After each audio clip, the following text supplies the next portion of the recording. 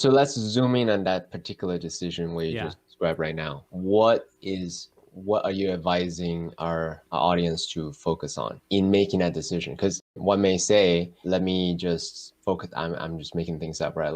Let's optimize for revenue. Let's optimize for status. Let's optimize for power, etc. Versus let's optimize for this experience of fulfillment and joy and playfulness.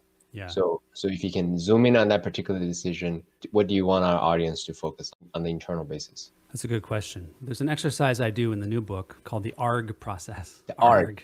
Yeah, like the pirate. When you're feeling frustrated, you want to say ARG, A-R-G-H. A.R.G.H. Okay. And this process is accept your situation. It's what happens when you say ARG.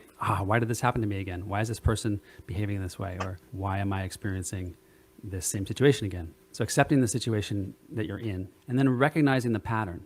R is for recognize. Okay. And when you recognize the pattern, you're opening yourself up to learning from the experience, saying, maybe I have a role to play in this situation because it keeps happening to me. And it's really powerful when we can start to see the things in common between our frustrating experiences. And so in the context of this decision about being reminded about a part of you that likes to do art or wants to spend more time with your family, you might see yourself consistently having difficult experiences in your relationships and ignoring it. But at this point, you've got enough frustration and pain in that part of your life where the relationships don't work out or there's a lot of conflict in the relationship that you recognize the pattern and you say, oh yeah, I'm playing a role here because my total uber focus on my work life, for instance, or whatever it is that I'm obsessed with is actually taking away from this other part of me. And I recognize that this other part of me is important because I'm spending a lot of time in this part of my life being frustrated or having conflict. So if you're not feeling frustrated by parts of your life, then you're great. But by being willing to recognize where you're frustrated in life and then start to practice these things, you can start to see the patterns that might be common across these. So once you recognize it, you've accepted the situation, you recognize the pattern, then growth is the G. Valuing growth over accomplishment. And this is, I think, that's something that's really important, and it ties back into that emotional resilience or emotional intelligence. It's hard to value growth when we're attached to winning and when we've got a bottom line that we have to meet at all costs. It's hard to value this is a good learning experience. But in my experience, I'm going to win some and lose some. And the fastest way to accelerating myself is to learn from each experience. And that means letting go of the accomplishment. The quicker I can go from grieving a frustrating situation to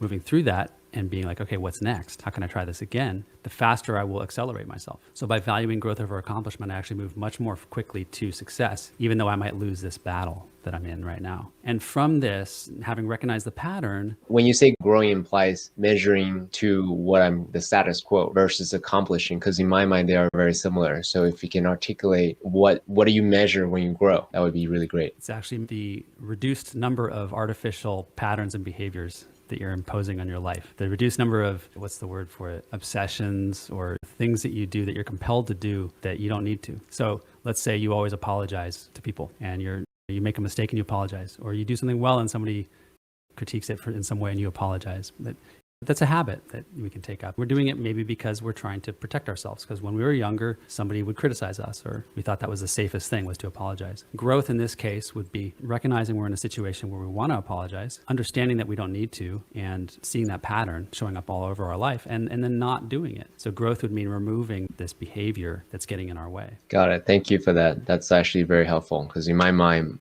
my logical mind says, oh, they're very similar. Yeah. So I appreciate that. Thank you. Yeah.